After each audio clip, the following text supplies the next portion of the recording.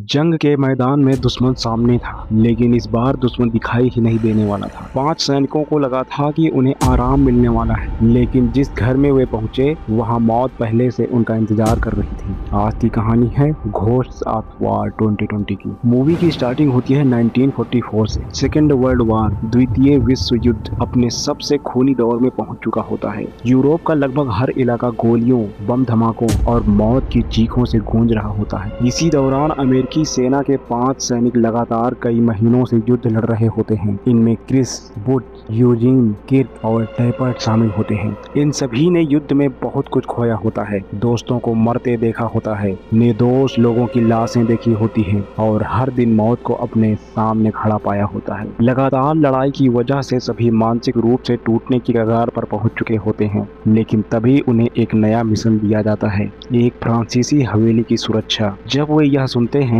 तो उन्हें यकीन ही नहीं होता, क्योंकि पहली बार उन्हें किसी ऐसी जगह भेजा जा रहा होता है जहां सीधी लड़ाई नहीं है, जहां कुछ दिनों तक आराम मिल सकता है।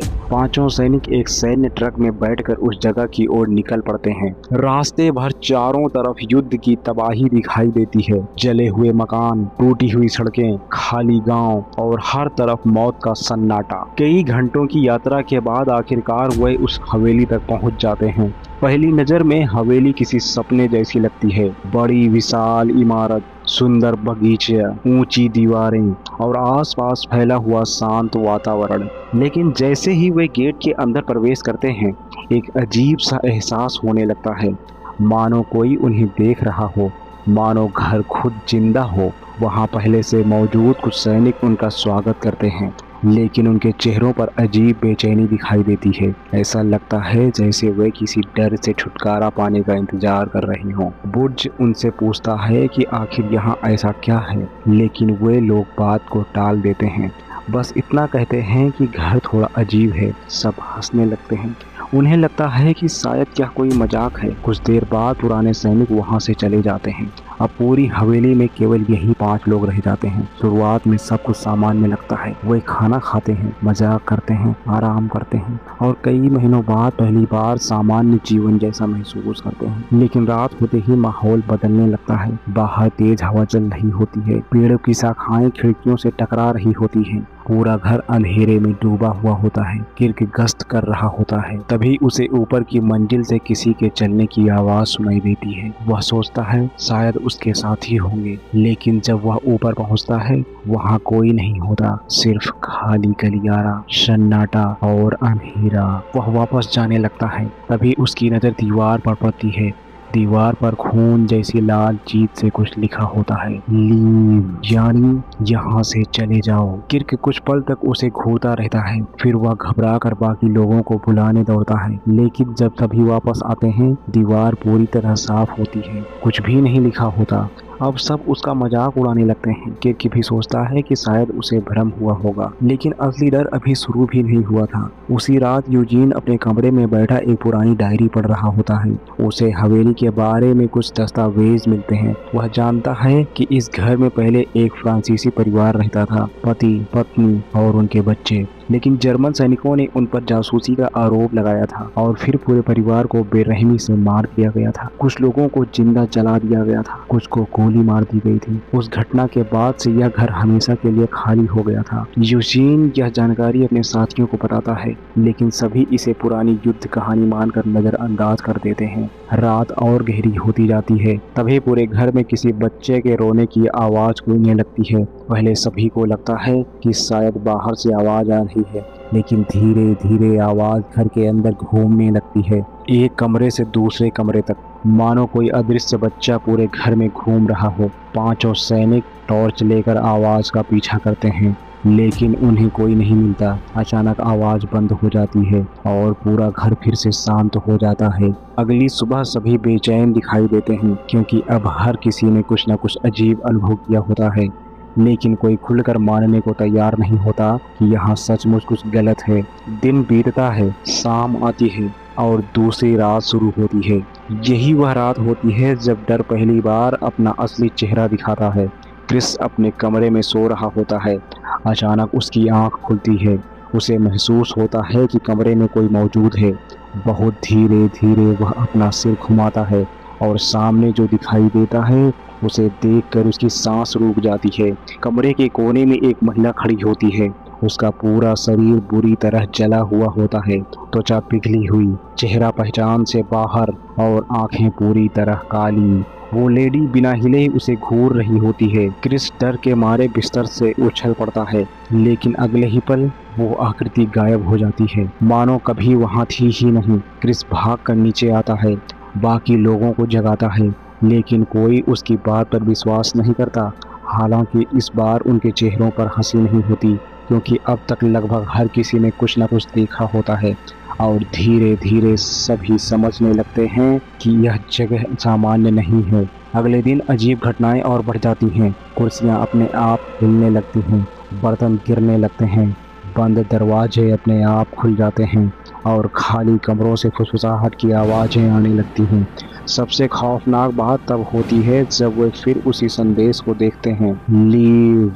इस बार सिर्फ एक जगह नहीं, बल्कि पूरे घर में, दीवारों पर, आईनों पर, खिड़कियों पर, जैसे कोई लगातार उन्हें चेतावनी दे रहा हो। अब सभी के मन में एक ही सवाल होता है, क्या यह उस मरे हुए परिवार की आत्माएं हैं या फिर कुछ और, कुछ उससे भी ज्यादा खतरनाक। और उन्हें नहीं पता था कि अगले कुछ घंटों में उन्हें इस सवाल का ऐसा जवाब मिलने वाला है जो उनकी पूरी दुनिया बदल देगा। अब तक पांचों सैनिक समझ चुके होते हैं कि इस हवेली में कुछ तो ऐसा है जिसे नॉर्मल तरीके से नहीं समझाया जा सकता, लेकिन वे सैनिक होते हैं। उनकी ट्रेनिंग उन्हें डर के सामने झुकना नहीं सिखाती, इसलिए वे फैसला करते हैं कि जो भी यहाँ हो रहा है उसका सच पता लगाएंगे। रात होने लगती है, आसमान में काले बादल छा जाते हैं, हवा पहले से ज़्यादा ठंडी हो जाती है। पूरी हवेली किसी कब्रिस्तान की तरह शांत दिखाई देती है, लेकिन यह शांति ज़्यादा देर नहीं टिकती। किर्क अकेले एक कमरे में बैठा होता है, तभी उसे धीरे धीरे किसी के गुनगुनाने की आवाज़ सुनाई देती है। एक लेडीज की आवाज़, बहुत धीमी, बहुत अजीब। वह आवाज़ का पीछा करता हुआ गलियारे में पहुंचता है। आवाज़ उसे एक बंद कमरे तक ले जाती है। कमरा कई सालों से बंद दिखाई देता है, दरवाजे पर धूल जमी होती है। किर्क धीरे धीरे दरवाज़ा खोलता है। अंदर घुप अंधेरा होता है। वह टॉर्च जलाता है और उसी क्षण उसका दिल जोर से धड़कने लगता है। कमरे की दीवारों पर जलने के निशान बने हुए होते हैं, मानो यहाँ कभी भीषण आग लगी हो। फर्श पर बच्चों के पुराने खिलौने पड़े होते हैं, टूटी हुई गुड़िया, लकड़ी की छोटी गाड़ी और दीवार के कोने में किसी बच्चे की तस्वीर, लेकिन तस्वीर में बच्चे का चेहरा पूरी तरह जला हुआ होता है। किर्क कुछ समझ पाता उससे पहले उसे अपने पीछे किसी के खड़े होने का एहसास होता है। वह तुरंत पलटता है, लेकिन वहाँ कोई नहीं होता। फिर अचानक कमरे का दरवाज़ा अपने आप बंद हो जाता है। धड़ाम आवाज़ पूरे घर में गूंज जाती है। किर्क दरवाज़ा खोलने की कोशिश करता है, लेकिन दरवाज़ा नहीं खुलता। तभी कमरे में किसी बच्चे की हंसी गूंजने लगती है, धीरे धीरे, फिर तेज और फिर बेहद डरावनी। किर्क पूरी ताकत से दरवाज़ा पीटने लगता है। आखिरकार बाकी सैनिक दौड़ कर आते हैं। जैसे ही वे बाहर से धक्का मारते हैं, दरवाज़ा खुद खुल जाता है। अंदर कोई नहीं होता, लेकिन किर्क के चेहरे पर साफ दिखाई दे रहा होता है कि उसने कुछ ऐसा देखा है जिसे वह शब्दों में बयान नहीं कर सकता। अब बुर्ज फैसला करता है कि पूरे घर की तलाशी ली जाएगी। सभी अलग अलग हिस्सों में जांच शुरू कर देते हैं। इसी दौरान टाइपर्ट को बेसमेंट में एक छिपा हुआ रास्ता दिखाई देता है। दीवार के पीछे एक छोटा कमरा, कमरे में पुराने दस्तावेज और तस्वीरें रखी होती हैं। वह बाकी लोगों को बुलाता है। सभी मिलकर उन दस्तावेजों को देखने लगते हैं। तभी उन्हें उस परिवार की असली कहानी पता चलती है। सालों पहले जर्मन सैनिकों ने इस घर पर हमला किया था, लेकिन हमला केवल हत्या के लिए नहीं था। उन्होंने पूरे परिवार को एक कमरे में बंद कर दिया था, फिर घर में आग लगा दी थी। परिवार के लोग जिंदा जलकर मर गए थे। सबसे दर्दनाक बात यह थी कि उस परिवार में छोटे बच्चे भी शामिल थे। यही कारण था कि उनकी आत्माएं अब भी इस घर में भटक रही थीं। कम से कम सैनिकों को यही लगता है, लेकिन सच्चाई अभी इससे कहीं ज़्यादा भयावह थी। उस रात पांचों सैनिक एक ही कमरे में रहने का फैसला करते हैं। उन्हें लगता है कि साथ रहने से वे सुरक्षित रहेंगे, लेकिन जैसे तैसे रात गहराती है, घर का माहौल बदलने लगता है। दीवारों से खरोचने की आवाज़ें आने लगती हैं। छत के ऊपर किसी के दौड़ने जैसी आवाज़ सुनाई देती है और फिर अचानक सभी घड़ियां एक साथ रुक जाती हैं। कमरे का तापमान तेजी से गिरने लगता है, सांस से धुआं निकलने लगता है। तभी यूजीन की नज़र दरवाजे की तरफ जाती है और उसका चेहरा डर से जम जाता है। दरवाजे के बाहर कोई खड़ा होता है, एक जली हुई महिला, बिल्कुल वही जिसे क्रिस ने देखा था। धीरे धीरे वह आकृति दरवाजे के अंदर आने लगती है। उसके पीछे कई और साए दिखाई देते हैं, एक आदमी, 2 बच्चे और कुछ ऐसी आकृतियां जिनके चेहरे पहचानना भी मुश्किल था। सभी सैनिक हथियार निकाल लेते हैं, लेकिन गोलियां किस पर चलाएं वह समझ ही नहीं पाते। अचानक सारी आकृतियां गायब हो जाती हैं और उसी समय ऊपर की मंजिल से किसी के चीखने की आवाज़ आती है। वे दौड़कर ऊपर पहुंचते हैं, लेकिन वहां कोई नहीं होता। सिर्फ दीवार पर फिर वही संदेश लिखा दिखाई देता है, लीव। इस बार खून से लिखा हुआ और उसके नीचे एक नया शब्द, नाम, यानी अभी। अब पहली बार सैनिक सचमुच डर जाते हैं। वह फैसला करते हैं कि सुबह होते ही यहाँ से निकल जाएंगे, लेकिन सुबह आने से पहले ही सब कुछ बदल जाता है। उस रात क्रिस को एक भयानक सपना दिखाई देता है। वह देखता है कि पूरा घर आग में जल रहा है, लोग चीख रहे हैं, बच्चे मदद मांग रहे हैं और कुछ सैनिक हंस रहे हैं। लेकिन सबसे अजीब बात यह होती है कि सपने में दिखाई देने वाले सैनिक जर्मन नहीं होते, बल्कि वही 5 लोग होते हैं। क्रिस अचानक नींद से जाग जाता है। उसका पूरा शरीर पसीने से भीगा होता है। वह समझ नहीं पाता कि उसने ऐसा सपना क्यों देखा, लेकिन अगले दिन उसे इसका जवाब मिलने वाला था और वह जवाब इतना खतरनाक था कि उसके बाद भूतों का डर भी छोटा लगने वाला था। सुबह होते ही 5 सैनिक हवेली छोड़ने की तैयारी करने लगते हैं। अब किसी को भी वहां एक पल रुकना मंजूर नहीं होता। पूरी रात जो कुछ हुआ था उसके बाद सभी की हालत खराब हो चुकी होती है। लेकिन जैसे ही वे निकलने की कोशिश करते हैं, उन्हें एहसास होता है कि कुछ अजीब हो रहा है। जिस रास्ते से वे आए थे वही रास्ता बार बार उन्हें वापस हवेली तक ले आता है। वे दूसरी दिशा में जाते हैं, फिर भी हवेली के सामने पहुंच जाते हैं, मानो वे किसी अदृश्य चक्र में फंस गए हों। अब सभी घबराने लगते हैं। उन्हें लगने लगता है कि शायद यह घर उन्हें जाने ही नहीं देना चाहता। इसी दौरान यूजीन को हवेली के अंदर कुछ और दस्तावेज मिलते हैं। वह उन्हें पढ़ना शुरू करता है और फिर उसके चेहरे का रंग उड़ जाता है, क्योंकि उन दस्तावेजों में जो लिखा होता है वह पूरी कहानी बदल देता है।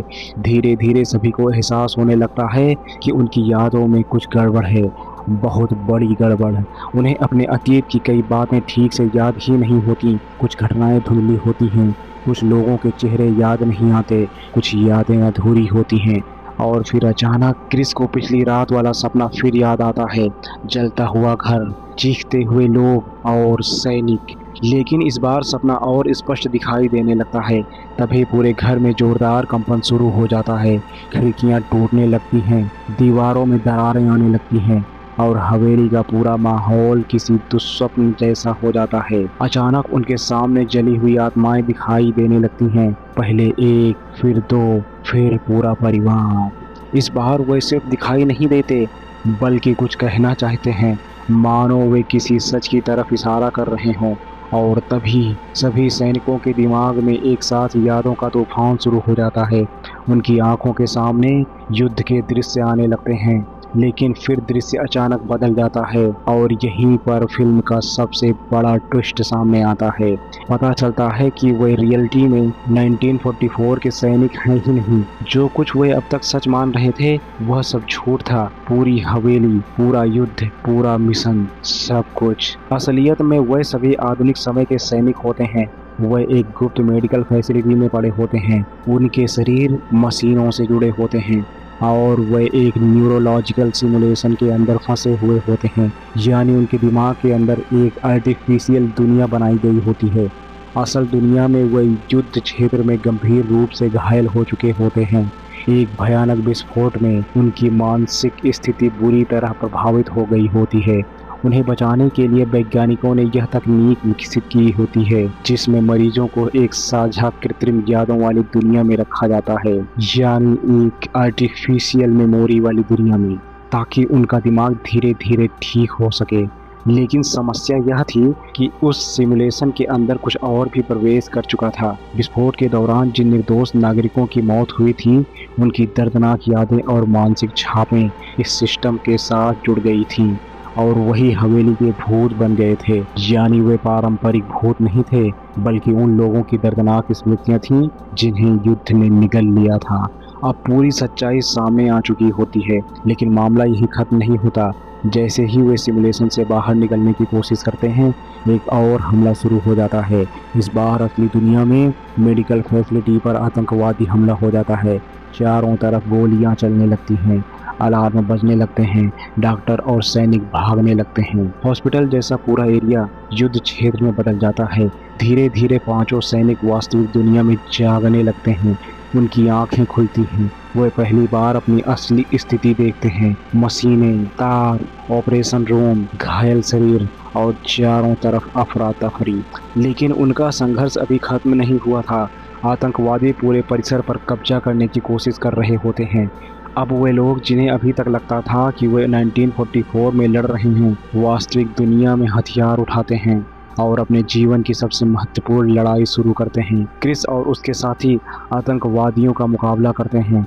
हर तरफ गोलियां चल रही होती हैं, लोग गिर रहे होते हैं, धुआं फैल रहा होता है। लेकिन इस बार लड़ाई किसी मिशन के लिए नहीं, बल्कि अपनी पहचान और अस्तित्व के लिए होती है। एक एक करके वे दुश्मनों को रोकते हैं, लेकिन इस संघर्ष में कई लोग मारे भी जाते हैं। पूरा परिसर तबाही में बदल जाता है। आखिरकार हमला खत्म होता है। बचे हुए लोग सुरक्षित क्षेत्र तक पहुंच जाते हैं। ऐसा लगता है कि अब सब खत्म हो गया, अब वो आखिरकार आज़ाद हैं। लेकिन फिल्म अंतिम झटका यही देती है। लास्ट सीन में कुछ ऐसा दिखाई देता है जिससे दर्शक फिर से उलझ जाता है। संकेत मिलता है कि शायद वे अब भी किसी और स्तर के सिमुलेशन में फंसे हुए हैं। शायद जो दुनिया उन्हें वास्तविक लग रही है, वह भी पूरी तरह वास्तविक नहीं है, और शायद उनका दुस्वप्न अभी खत्म नहीं हुआ। कैमरा धीरे धीरे पीछे हटता है, चेहरों पर अनिश्चितता दिखाई देती है और दर्शक सोचने पर मजबूर हो जाता है कि आखिर सच क्या था। भूत, यादें, सिमुलेशन, या फिर इन सब के पीछे कोई और बड़ी सच्चाई।